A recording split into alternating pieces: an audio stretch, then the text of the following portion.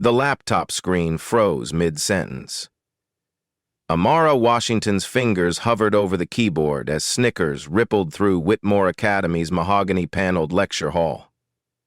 Professor Sterling barely lifted his eyes from his notes. "Technical difficulties again, Ms. Washington. Perhaps you should stick to simpler topics." The room fell silent except for the grandfather clock's steady tick. Amara's cheeks burned as she stared at the blue screen of death that had just murdered her presentation on predictive algorithms. Behind her, she heard Madison's whispered comment to her roommate. "Some people just aren't cut out for this level of rigor." Welcome to Beat Stories, where real stories hit back. We don't just tell stories, we expose injustice. Because sometimes, one quiet voice can shake a whole corporation, and one smart move can spark a system-wide change. This is where intelligence meets prejudice, and justice speaks loud. Amara closed the laptop with deliberate calm. Her voice remained steady despite the tremor in her hands. "I'll have this resolved by tomorrow, Professor Sterling." See that you do." Sterling's dismissive tone carried the weight of generations who had walked these halls before her. Class dismissed. The sound of expensive leather shoes on marble floors created a symphony of privilege as students filed out. Amara remained seated, watching the last of her classmates disappear through the heavy oak doors. The afternoon light, streaming through stained glass windows, cast colored shadows across her dark skin, a reminder of how different she looked in this place. MIT had seemed like a dream 18 months ago. A full scholarship, early admission, recognition as one of the brightest computer science minds in her graduating class. But this 6-week exchange program at Whitmore Academy was supposed to be the crown jewel, a chance to work with Professor Sterling, whose recommendation could open doors to any graduate program in the country. Instead, it felt like a mistake she couldn't undo. Her phone buzzed. A text from her mother in Detroit. "How's the fancy school treating you, baby?" Amara typed back, "Learning a lot." She deleted the message without sending it. The weight of the laptop in her backpack seemed heavier as she walked across the pristine campus. Whitmore Academy had been educating the children of America's elite for over 2 centuries. Every building whispered stories of senators, CEOs, and Supreme Court justices who had once walked these same paths. The smell of old money hung in the air like expensive cologne. Madison was waiting in their shared dorm room, sprawled across her bed with perfectly manicured nails tapping against her phone screen. Her blonde hair caught the light from the window, and her smile was as sharp as her father's hedge fund portfolio. "Rough day?" Madison's voice carried false sympathy. "I heard about your presentation. Technology can be so unreliable." Amara set her bag down carefully. "It happens." "Does it, though?" Madison tilted her head with practiced innocence. "I mean, my laptop's never crashed during a presentation. Neither has anyone else's in my experience." The implication hung between them like smoke. Amara had noticed things. Small things. Her research files mysteriously corrupted after she left the computer lab. Her access card failing to work on the first try. Assignments that somehow got lost in the system. But proof was different from suspicion. "I'm sure it's just bad luck," Amara said, though her mind was already cataloging patterns.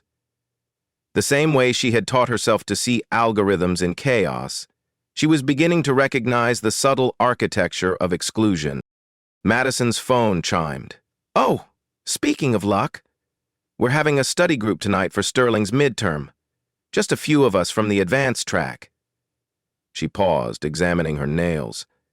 "I'd invite you, but I know you prefer working alone." Amara had never expressed any such preference. In fact, she had repeatedly tried to join study groups, only to find they were always full or canceled at the last minute. With an effort, she pulled herself from the study and left. That's thoughtful of you, Amara replied, her voice betraying nothing. After Madison left, Amara sat on her narrow bed and opened her laptop. The screen flickered to life, displaying lines of code that would have made her professors at MIT weep with joy. Her algorithm wasn't just sophisticated, it was revolutionary. Machine learning that could predict behavioral patterns with 97% accuracy. She had been working on it for 2 years, refining it in her spare time between classes and her work-study job. The code was elegant, efficient, and entirely her own creation. But here at Whitmore, it might as well have been written in a foreign language. Her phone buzzed again. This time, it was her research partner from MIT, Marcus. "How's the algorithm coming? Professor Chen is excited to see your progress." Mara stared at the message for a long moment. At MIT, she was a rising star. Here, she was a diversity quota, who couldn't even get her laptop to work properly. She typed back, "Making interesting discoveries." Outside her window, the evening light painted the campus in shades of gold. Students walked in clusters, their laughter carrying on the autumn air. She recognized faces from her classes, the same faces that looked through her during group discussions, the ones that fell silent when she entered a room. Tomorrow she would try again, present her research, prove her worth, earn the recommendation that would secure her future. But tonight, she allowed herself a moment of doubt. Her fingers found the keyboard again, not to code, but to research. She pulled up Whitmore Academy's publicly available data on student outcomes, demographic information, and faculty recommendations. The numbers told a story that the glossy brochures never mentioned. In the past 5 years, only 3 students from underrepresented backgrounds had received Professor Sterling's recommendation for graduate school. All 3 had been recruited athletes with perfect GPAs and family connections to major donors. The pattern was there, hidden in plain sight. But patterns, Amara knew, were just the beginning. The real question was, what to do with the information once you found it. A few minutes later, a state officer. She closed the laptop and prepared for bed, but sleep wouldn't come easily. In the darkness, she could hear Madison's soft breathing from the other side of the room, and beyond that, the whispered conversations of privilege that never quite included her voice. Tomorrow would bring new challenges. But tonight, for the first time since arriving at Whitmore, Amara began to formulate a plan that had nothing to do with fitting in and everything to do with standing out. The Advanced Algorithm Seminar met in Whitmore's oldest classroom, where oil paintings of dead benefactors watched over rows of polished oak desks. Professor Sterling entered with his usual theatrical flair, coffee mug in one hand, stack of papers in the other. "Today we begin group projects," he announced, his voice carrying the authority of someone who had never been questioned. "I've taken the liberty of forming teams based on complementary skill sets." Amara's stomach tightened. She watched as Sterling read names from his list, carefully pairing the strongest students together. Madison with Jonathan Chen, whose father owned half of Silicon Valley. Brittany Sterling, the professor's own daughter, with 2 other legacy students whose families had buildings named after them. "Ms. Washington," Sterling's voice cut through her mounting dread. "You'll be working with Mr. Davidson, Mr. Torres, and Ms. Kim." Brandon Davidson smirked from across the room. His transcript was impressive on paper, but Amara had watched him struggle with basic coding concepts for weeks. Elena Torres was pleasant enough, but seemed more interested in her social media following than her studies. Jenny Kim was brilliant at memorization, but froze whenever asked to think creatively. "Your assignment," Sterling continued, "is to design a recommendation system for e-commerce platforms. I expect innovative approaches, not textbook regurgitation." After class, Amara's new teammates gathered around her desk. The fluorescent lights hummed overhead, casting harsh shadows across their faces. "So," Brandon said, leaning back in his chair with practiced casualness. I'm thinking we keep this simple. Basic collaborative filtering, maybe some content-based recommendations. Nothing too complicated. Amara pulled out her notebook, pages filled with algorithmic designs that could revolutionize how recommendation systems worked. Actually, I've been developing a hybrid approach that combines machine learning with behavioral prediction. It could increase accuracy by 30%. The silence stretched uncomfortably. Elena's phone buzzed, and she glanced at it with obvious relief. That sounds ambitious, Jenny said carefully. Maybe we should start with something more manageable? Yeah, Brandon agreed, his tone patient in the way adults used with children. We want everyone to contribute equally, right? Let's keep it at a level where we can all participate. The chalk dust in the air seemed to thicken. Amara felt the familiar weight of being simultaneously overqualified and undervalued. Her algorithms could outperform anything her classmates might produce. But that expertise was being reframed as a liability. Of course, she said finally. Team effort. Brandon's smile was victorious. Great. Elena, why don't you handle the presentation slides? Jenny can work on the literature review. I'll code the basic framework, and Amara... He paused as if considering her capabilities. You can help with documentation. Documentation. The grunt work that required no creativity, no innovation, no recognition. Amara nodded with practiced grace while her mind cataloged another data point in a growing pattern. The dining hall buzzed with the controlled chaos of privileged teenagers at dinner.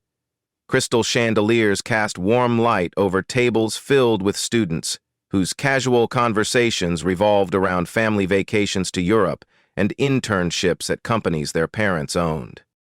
Mara sat alone at a corner table, her laptop open beside her untouched salad. She was debugging code for her personal project, the same algorithm that could have elevated her team's assignment from mediocre to groundbreaking. She's always so intense, Madison's voice carried clearly from 3 tables away. Like, we get it, you're smart. But there's a difference between being intelligent and being aggressive? Brittany Sterling nodded sympathetically. My dad says some people just aren't comfortable with collaborative learning. They're so used to being the smartest person in the room that they can't handle real academic rigor. It's actually kind of sad, Elena added, her voice dripping with false concern. I tried to include her in our study group, but she seemed so standoffish. Amara's fingers never stopped moving across the keyboard, but every word hit like a physical blow. She had never been standoffish. She had been excluded. The study groups that somehow forgot to invite her. The lunch tables that were always saving seats for someone else. The casual conversations that died when she approached. The lies were so smoothly delivered, so confidently shared, that anyone listening would assume they were truth. And maybe that was the point. Her phone buzzed. A text from Marcus at MIT. Check your email. Professor Chen wants to discuss your algorithm with the department head. Amara's heart lifted for a moment. At MIT, her work was recognized, valued, celebrated. Here, it was treated like a threat to be contained. She closed the laptop and stood, gathering her things with deliberate calm. As she walked past Madison's table, she noticed how the conversation immediately shifted to safer topics. Weekend plans, upcoming parties, anything but the careful character assassination she had just witnessed. She stood with her back to her, as the window stood out of her face, and did what needed. The campus security cameras tracked her movement as she left the dining hall. She found herself studying them with new interest, her algorithmic mind automatically analyzing placement, coverage angles, and blind spots. A strange habit she had developed since arriving at Whitmore. The computer lab stayed open until midnight, providing sanctuary for students who needed extra time on assignments. Amara had claimed a workstation in the back corner where she could work without drawing attention to herself. Her screens displayed 2 windows, the dumbed-down recommendation system her team was building, and her own revolutionary algorithm that could predict user behavior with unprecedented accuracy. The contrast was stark: mediocrity versus brilliance, conformity versus innovation. She had been working for 3 hours when she realized she wasn't alone. The lab supervisor, Dr. Matthews, stood behind her with crossed arms and a disapproving expression. "Ms. Washington, I need to speak with you about lab protocols." Amara saved her work and turned to face him. Dr. Matthews was Sterling's longtime friend, a man who had been passed over for tenure-track positions at better schools and had settled into administrative work at Whitmore with obvious resentment. "Is there a problem?" she asked. "Several students have complained about your monopolization of resources. You're here every night using multiple monitors running processes that slow down the entire network." Amara's code was efficient, optimized to use minimal system resources. Her own performance monitoring proved it. But defending herself would only reinforce the narrative that she was difficult, argumentative, aggressive. "I can work with fewer resources," she said. "Perhaps you should consider whether your projects are appropriate for this environment," Dr. Matthews continued. "We encourage academic ambition, but not at the expense of other students' learning experiences." The message was clear. Tone it down, blend in, don't make waves. Be grateful for the opportunity and don't remind anyone that you might actually deserve it. After he left, Amara sat in the humming silence of servers and cooling fans. She opened her personal project one more time, scrolling through lines of code that represented years of work, innovation, and dreams of changing the world. Then she closed it and returned to her team's assignment: basic collaborative filtering. Safe, predictable, forgettable. But as she worked, her mind wandered to the security cameras she had noticed earlier, the ones that tracked student movement throughout campus, the ones that recorded everything but somehow never captured the moments when her files were corrupted, her access was denied, her work was undermined. She opened a new window and began typing, not code this time, but a simple query to the campus network. Public information about system logs, access records, user activity. The kind of data that was technically available, but rarely examined.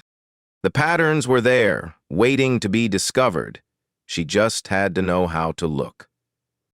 The meeting with Professor Sterling had been scheduled for Thursday afternoon, tucked between his office hours and faculty senate obligations.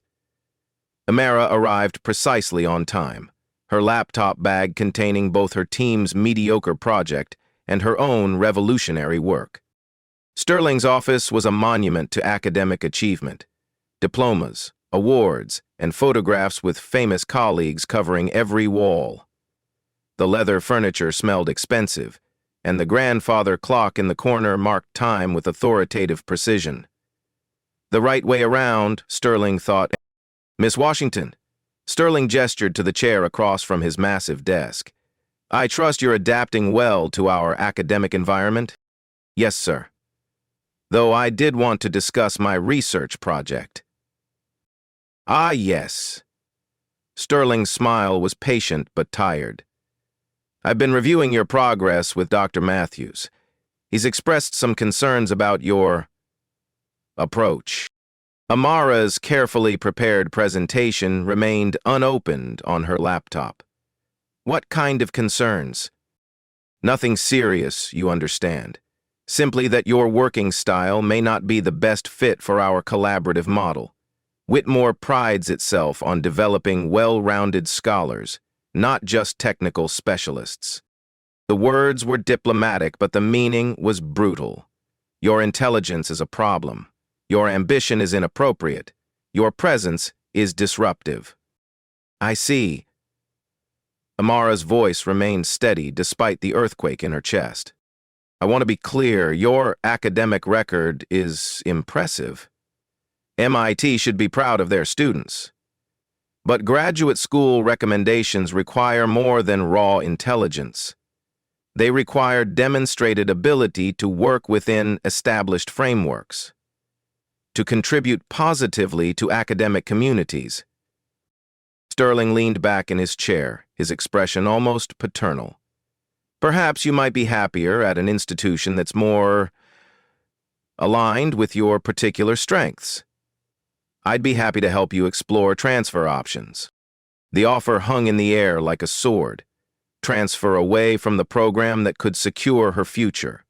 Accept defeat disguised as helpful guidance. Disappear quietly so everyone could pretend this conversation never happened. Thank you for the feedback, Amara said. I'll certainly consider it. She left Sterling's office, with her presentation still undelivered, her research still unacknowledged, and her future suddenly uncertain. The hallway stretched before her like a gauntlet, lined with portraits of distinguished alumni who had never faced the choice between excellence and acceptance. That night, she lay in bed listening to Madison's soft breathing and planning her next move. The algorithm on her laptop wasn't just code. It was proof of her capabilities, evidence of her worth. Demonstration of everything they refused to see. But proof, she was learning, was only valuable if people were willing to look at it. The question was, how do you force people to see what they're determined to ignore? The clock on Amara's nightstand glowed 2:47 a.m. when she finally gave up on sleep. Madison's breathing had settled into the rhythm of the genuinely unconscious, the sound of someone who had never spent a night wondering if she belonged anywhere. Amara slipped out of bed and padded to her desk, where her laptop waited in the darkness. The screen's blue glow illuminated her acceptance letter to MIT, carefully pinned to the small bulletin board above her workspace. She had read it so many times, the words were burned into her memory. We are pleased to inform you that you have been selected for early admission based on your exceptional academic performance and demonstrated potential for groundbreaking research in computer science. Exceptional. Groundbreaking. The words felt like artifacts from another life. She pulled up her email and scrolled through messages from her MIT professors. Dr. Chen asking about her progress. Marcus sharing excitement about their joint publication. Her academic advisor checking in about graduate school applications. Each message was a reminder of who she had been just 6 weeks ago. A rising star, a brilliant mind, a student with unlimited potential. Here at Whitmore, she was a problem to be managed. The weight of isolation pressed down on her shoulders. She had spent her entire academic career being the smartest person in the room, the one others came to for help, the student teachers used as an example of excellence. Now, she was being told that very excellence was a character flaw. Her phone buzzed softly, a text from her mother. Can't sleep, thinking about you. Hope you're conquering that fancy school. Amara stared at the message for a long moment. Her mother worked double shifts at the hospital, cleaning rooms and emptying trash cans so her daughter could have opportunities she never had. The woman who had raised her alone after her father died, who had celebrated every academic achievement like it was a personal victory, who believed with absolute certainty that her daughter was destined for greatness. How could she explain that greatness wasn't always welcome? She typed back, still conquering, love you. The lie came easily now. Sleep finally claimed her around 4 a.m., but her dreams were filled with memories she had tried to forget. She was 16 again, standing in the Roosevelt High School gymnasium with her robotics team, watching as their carefully built robot malfunctioned during the state championship final. The machine had been perfect during practice, elegant, efficient, programmed to navigate the course with precision.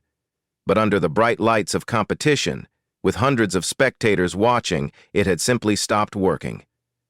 The motors whirred, the sensors blinked, but nothing moved. 30 seconds, the announcer called out. Team Detroit Tech has 30 seconds to get their robot functional, or they're eliminated. Amara's teammates stood frozen, their faces pale with panic.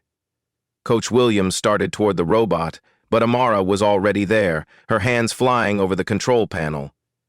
The crowd noise faded to background static as she traced the problem through lines of code she had written herself. There, a single misplaced semicolon in the navigation subroutine, a tiny error that had cascaded into complete system failure. Her fingers moved across the keyboard with surgical precision, rewriting the function in real time while the clock counted down. 15 seconds. The robot lurched forward, its movements suddenly fluid and purposeful. It navigated the obstacle course with perfect accuracy, completing the challenge with 3 seconds to spare. The crowd erupted in cheers, but Amara barely heard them. She was staring at the screen, watching her code execute flawlessly under pressure. "How did you do that?" her teammate Marcus had asked afterward, his voice filled with awe. "I saw the pattern," she had replied simply. "When you understand the system well enough, you can predict where it will break." The memory felt like a lifetime ago. That 16-year-old girl had been confident, unshakable, certain of her abilities. She had never doubted that her intelligence was an asset, never questioned whether she deserved to be in the room. Amara woke to sunlight streaming through the dorm window and Madison's voice chattering into her phone. "No, I know, right? She's just so intense. Like, we're trying to help her, but she makes it so difficult." The conversation continued as if Amara were invisible. Another casual assassination of her character, delivered with the breezy confidence of someone who had never been questioned. Amara lay still, listening to herself, being dissected by someone who barely knew her. "I feel bad for her, honestly," Madison continued. "It must be hard being so far from home, trying to fit in somewhere you don't really belong." The words hit like a physical blow. Not because they were cruel, but because they contained just enough truth to cut deep. Amara was far from home, struggling to fit in, questioning her place in a world that seemed determined to diminish her. But belonging wasn't about geography or demographics. It was about recognition, respect, the simple acknowledgement that she had earned her place through merit rather than charity. After Madison left for class, Amara opened her laptop and stared at the code that had consumed her life for the past 2 years. The algorithm was beautiful in its complexity, layers of machine learning models that could predict human behavior with unprecedented accuracy. It was the kind of breakthrough that could revolutionize entire industries, the culmination of everything she had learned about computer science, psychology, and human nature. She had built it in her spare time, working late into the night in MIT's computer labs, driven by curiosity and the pure joy of creation. No one had assigned it, no one had guided her, no one had told her it was possible. She had simply seen a problem and solved it, the way she had always solved problems. The same way she had debugged that robot 6 years ago.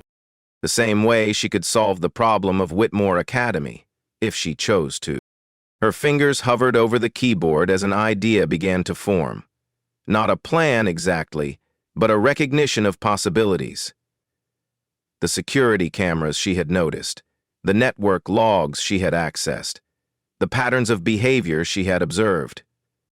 Data was everywhere, waiting to be analyzed. Truth was hidden in plain sight, waiting to be revealed, and she had the tools to find it. The question was whether she had the courage to use them. She closed the laptop and prepared for another day of being underestimated, another day of playing the role of the grateful scholarship student who should be thankful for the opportunity. But underneath the performance, something new was stirring. The same instinct that had driven her to fix that robot, to build that algorithm, to see patterns where others saw chaos. The recognition that every system had vulnerabilities, every structure had weaknesses, every careful facade had cracks where the truth could slip through. For the first time since arriving at Whitmore, Amara Washington began to smile. The computer lab at 3 a.m. was a cathedral of humming servers and blinking lights. Amara had the place to herself, officially working on her team's basic recommendation system, but her real attention was focused on a different kind of algorithm entirely. She opened a new terminal window and began typing commands that would have made her MIT professors proud. Not the dumbed-down code her teammates expected, but the full power of her analytical mind, unleashed on a problem that mattered. Her fingers moved across the keyboard with practiced precision as she accessed Whitmore Academy's publicly available data systems, student portal logs, library access records, computer lab usage statistics. All technically public information, but rarely examined in aggregate. The first pattern emerged within an hour.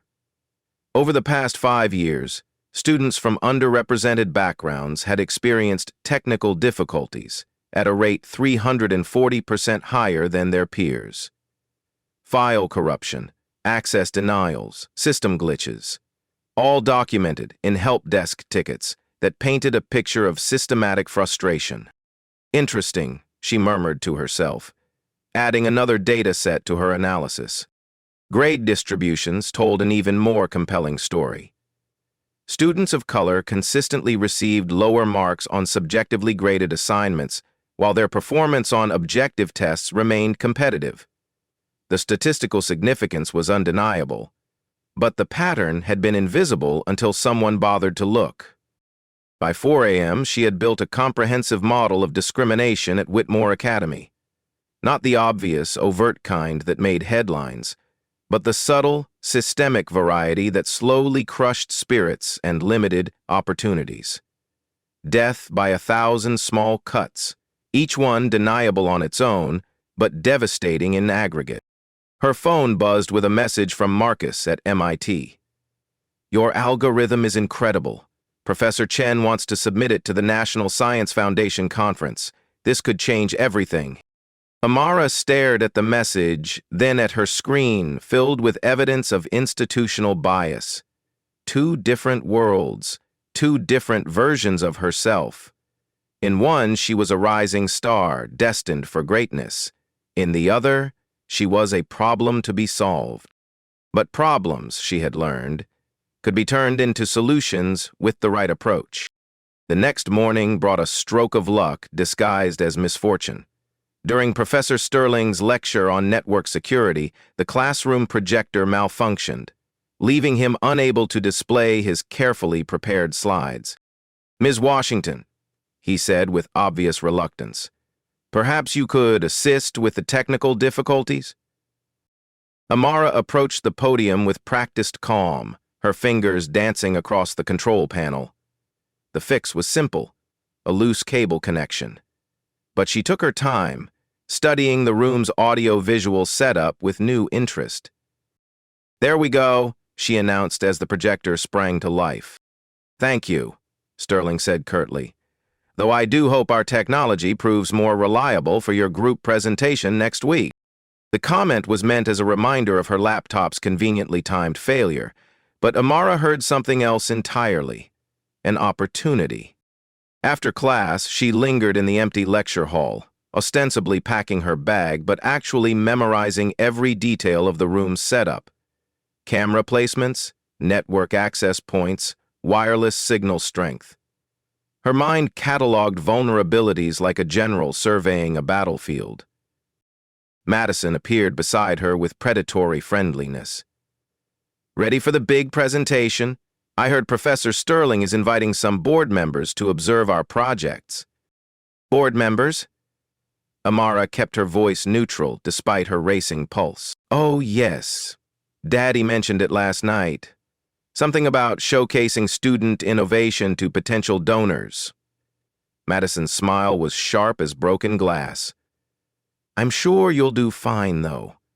Simple projects are often the most reliable." The insult was wrapped in false encouragement, but Amara barely heard it. Board members meant an audience beyond Sterling's classroom, witnesses who might be interested in patterns of bias and discrimination, people with the power to demand accountability. I'm sure we will, Amara replied, her mind already racing ahead to possibilities. That evening, she put her plan into motion. Her algorithm had identified the perfect test case, a vulnerability in the campus network that would allow her to document everything she needed. Not hacking, exactly, but creative use of publicly available access points. She positioned herself in the library's computer lab, surrounded by students cramming for midterms. Her laptop displayed her team's presentation materials, but her real work happened in background processes invisible to casual observers.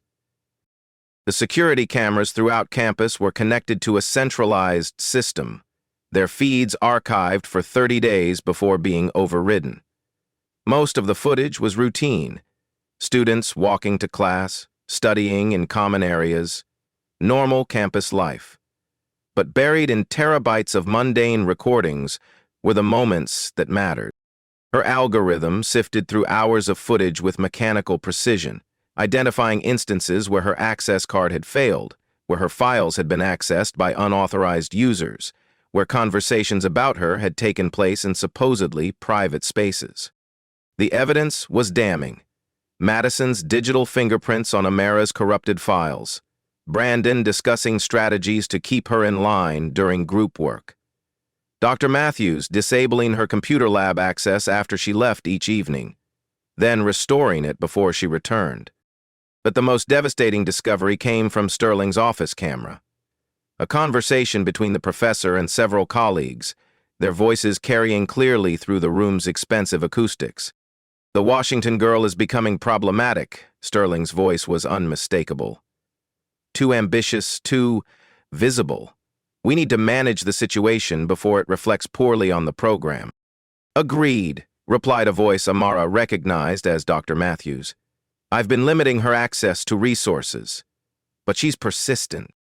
Perhaps a failing grade on the group project would send the appropriate message, suggested a third voice. Collaborative skills are essential for graduate school recommendations.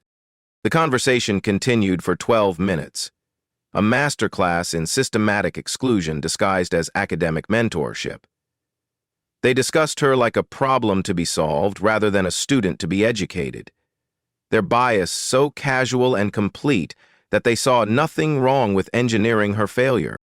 Amara saved the file with trembling fingers. Not from fear, but from the adrenaline rush of finally having proof. Concrete, undeniable evidence that her experiences weren't imagined, her struggles weren't personal failings, her suspicions weren't paranoia. The group presentation was scheduled for Friday afternoon in the Academy's most prestigious lecture hall.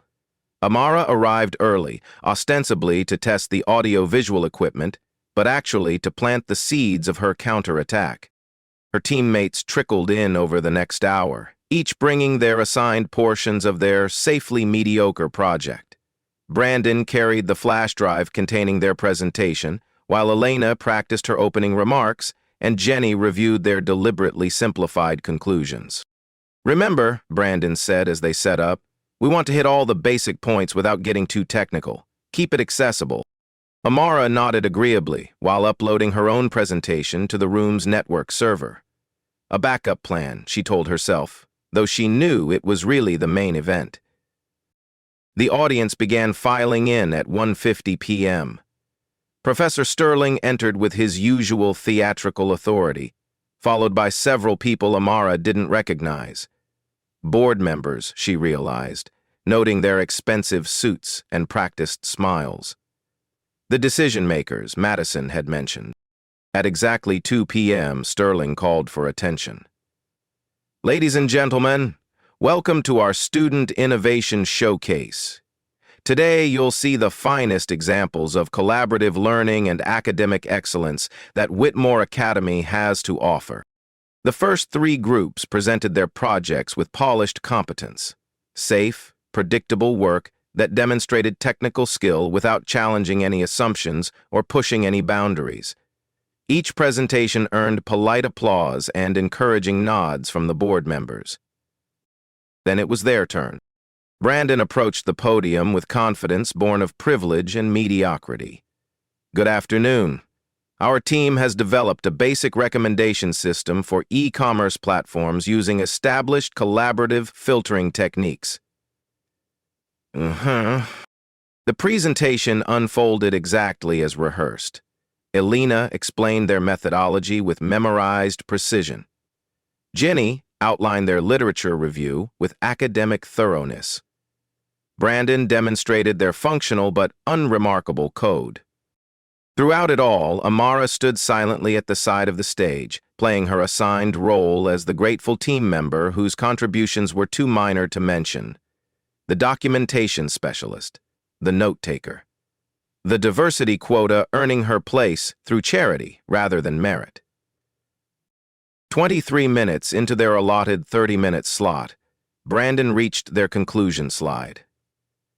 In summary, our recommendation system achieves baseline performance using proven methodologies. We believe this demonstrates the value of collaborative learning and measured academic ambition. The applause was polite but perfunctory. Sterling nodded approvingly while the board members checked their phones. Another safe, forgettable presentation from students who knew their place. Thank you, Sterling began, for that thorough demonstration of... Actually, Amara's voice cut through the settling applause. Let me show you something else. The room fell silent. Brandon's face went pale as Amara approached the podium, her movements calm and deliberate despite the earthquake in her chest. Ms. Washington, Sterling's voice carried a warning. Your team's presentation time has concluded. This will only take a moment, she replied, her fingers already dancing across the control panel. The screen flickered, displaying not their safe, mediocre conclusion, but something entirely different. Her algorithm's interface filled the massive display, elegant code flowing across the screen like digital poetry, real-time data analysis, predictive modeling, machine learning that bent the curve of possibility into new shapes. This is what I actually built, she said, her voice carrying to every corner of the silent room. A behavioral prediction algorithm that achieves 97% accuracy in modeling human decision patterns. Gasps rippled through the audience. She heard Dr. Matthews whisper urgently to Sterling, but their voices seemed to come from another universe. But that's not why you're here, Amara continued, advancing to the next slide. You're here to see what this algorithm discovered when I turned it on Whitmore Academy itself. The screen filled with data visualizations that painted a picture no amount of eloquent denial could erase. Statistical proof of systematic bias, documented evidence of deliberate sabotage, recorded conversations that stripped away any pretense of academic integrity. For the past 5 years, she said, her voice steady as a surgeon's hand, students from underrepresented backgrounds have been systematically undermined, excluded, and manipulated out of this program. Not through overt discrimination, but through 1,000 small cuts designed to look like academic struggles. The silence in the room was deafening. Board members leaned forward in their seats, their polite disinterest replaced by sharp attention. Sterling's face had gone ashen, while Madison slumped in her chair as if trying to become invisible. The evidence is comprehensive, Amara continued, clicking to the next slide. File corruption patterns that target specific students, grade distributions that show clear bias in subjective assessments, access restrictions that mysteriously affect only certain demographics. He paused, letting the weight of documentation settle over the room like a heavy blanket. And most damning of all, recorded conversations where faculty members openly discuss strategies for forcing qualified students to fail or transfer, preserving the Academy's traditional standards through systematic exclusion. The final slide displayed Sterling's own words, transcribed with brutal accuracy. His voice filled the room through the sound system, discussing Amara like a problem to be eliminated, rather than a student to be educated. When the recording ended, the silence stretched until it became unbearable. Then, slowly, one of the board members began to clap. Others joined, the applause building until it thundered through the hall like an avalanche of vindication. Amara stood at the podium, watching years of careful prejudice crumble under the weight of her documented truth. Sterling's face was a mask of panic and rage, while her teammates stared at her, with expressions ranging from awe to terror. "Questions?"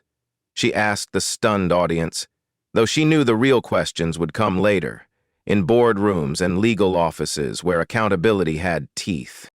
For the first time since arriving at Whitmore Academy, Amara Washington felt like herself again. Not the grateful scholarship student or the problematic minority, but the brilliant young woman who could see patterns where others saw chaos, who could build solutions where others saw only problems, who could turn their own weapons against them with devastating precision. The aftermath hit like a controlled explosion. The moment Amara finished her presentation, the lecture hall erupted into chaos that felt both inevitable and surreal.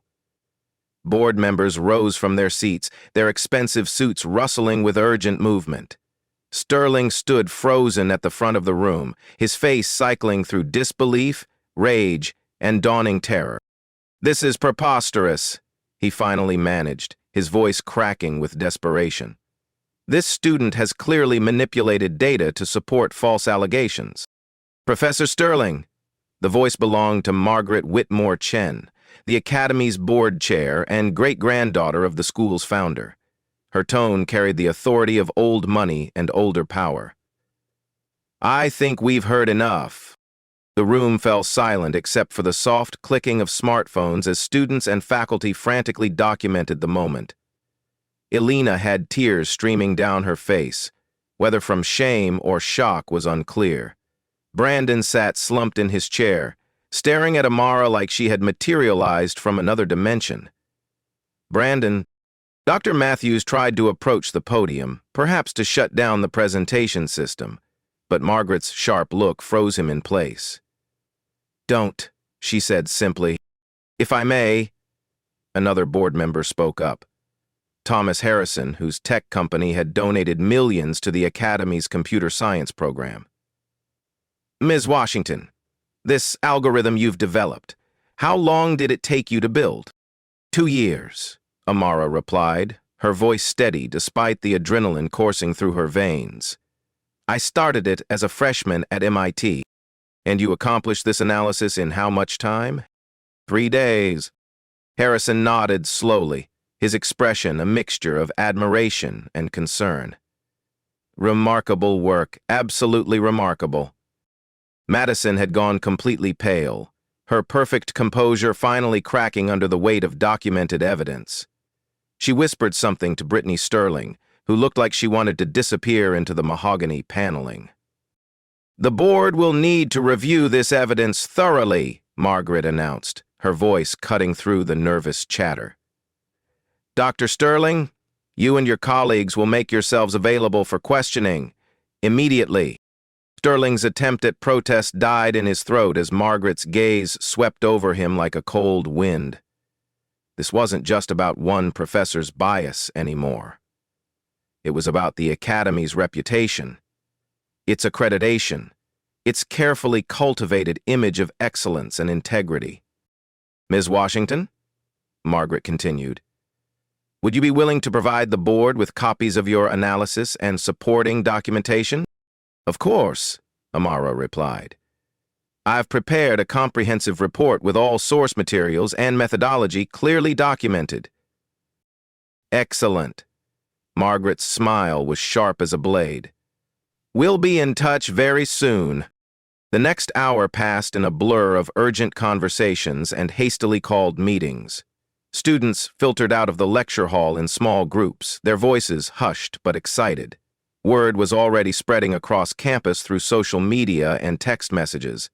By dinner time, everyone would know that the quiet scholarship student had just exposed systematic discrimination at one of America's most prestigious preparatory academies. Amara found herself alone in the empty lecture hall, staring at the screen that still displayed her data visualizations. The evidence that had taken 3 days to compile and 30 minutes to present would likely reshape Whitmore Academy for generations to come. Her phone buzzed with a call from MIT. Professor Chen's name appeared on the screen, and Amara answered with trembling fingers. "Amara!" Chen's voice was breathless with excitement. "I just got a call from Margaret Whitmore. She told me what happened. Are you all right?" "I think so," Amara replied, though she wasn't entirely sure what all right meant anymore. "What you did today, the technical achievement, the courage, the integrity, it's extraordinary. The board wants to fast-track a formal investigation, and they've asked MIT to provide expert witnesses to verify your methodology." Amara closed her eyes, feeling the weight of accomplishment and exhaustion in equal measure. "What happens now?" "Now you come home," Chen said gently. "Your real work is waiting for you here." Within 48 hours, the dominoes began falling with mathematical precision. The Academy's board launched a formal investigation into Sterling's conduct, suspending him pending review. Dr. Matthews resigned rather than face questioning about his role in sabotaging student access to computer resources. Madison was called before the Student Disciplinary Committee to explain her digital fingerprints on corrupted files. Her carefully constructed facade of innocent privilege crumbled under direct questioning, revealing a systematic campaign of harassment that went far beyond simple social exclusion. The story broke in the education press first, then spread to mainstream media as journalists recognized the broader implications. "Elite Academy exposed for systematic discrimination by brilliant students' algorithm" became a headline that generated thousands of shares and comments from people who had experienced similar treatment in academic and professional settings. Amara's phone rang constantly with interview requests, speaking opportunities, and offers from universities hoping to recruit her. Harvard, Stanford, Caltech, institutions that had once seemed impossibly distant were now competing for her attention.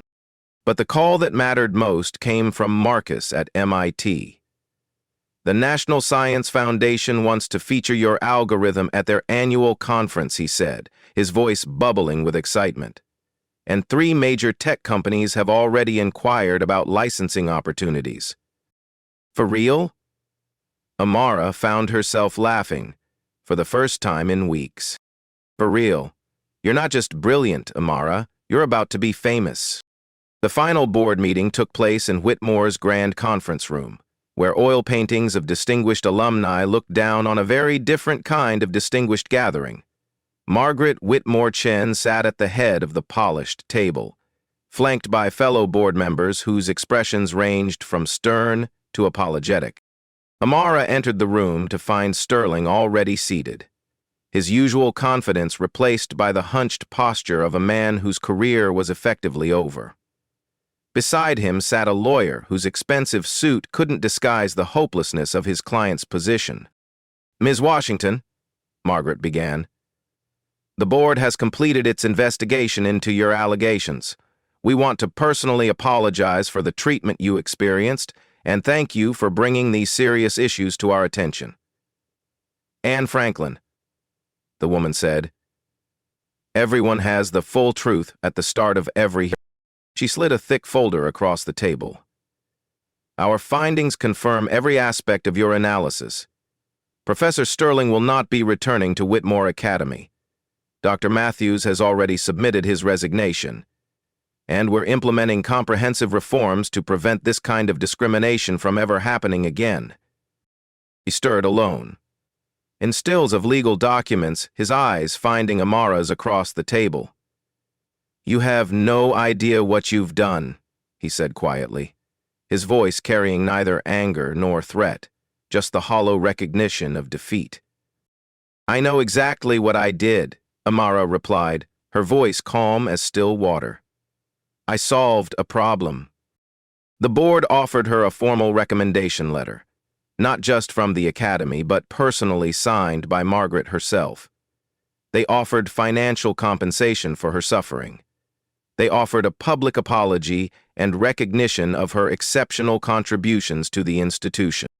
But what Amara treasured most was simpler: the knowledge that her brilliance had been seen, acknowledged, and celebrated, that her voice had been heard, that her truth had become undeniable.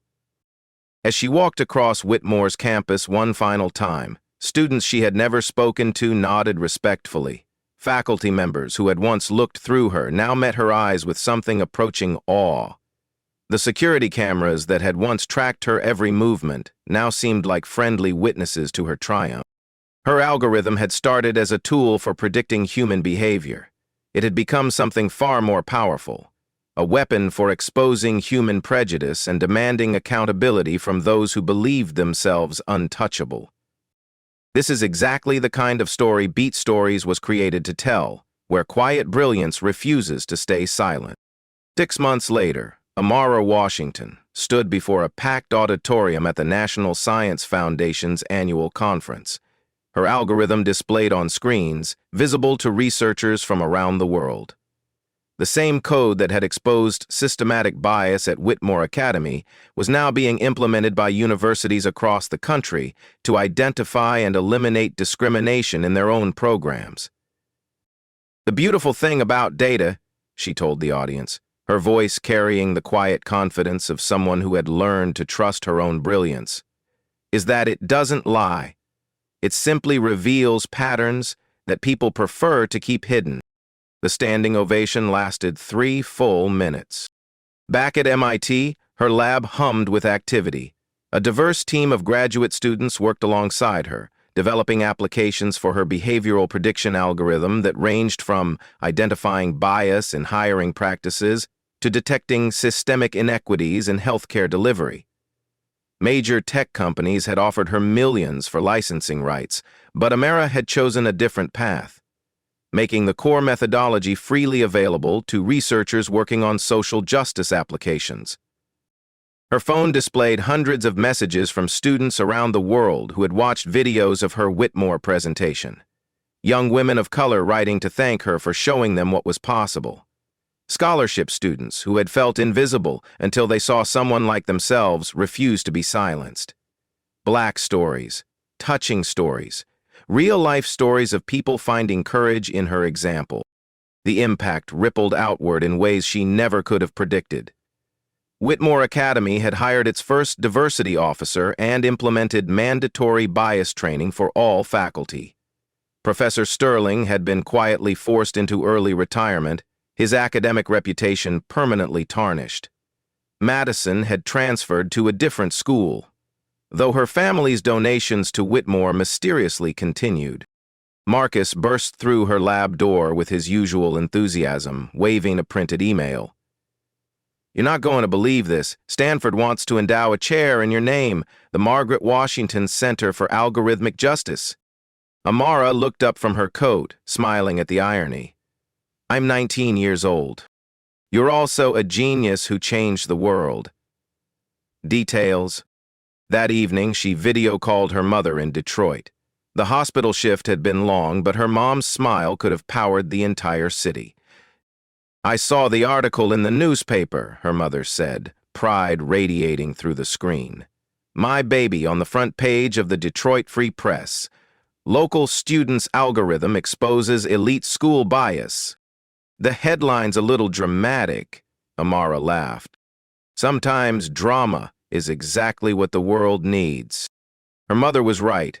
The quiet, persistent brilliance that had always defined Amara had found its voice in the most unexpected way.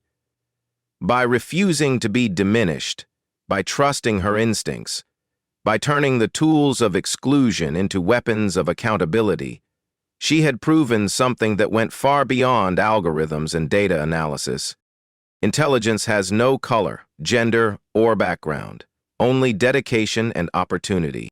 The message was simple, but its implications were revolutionary.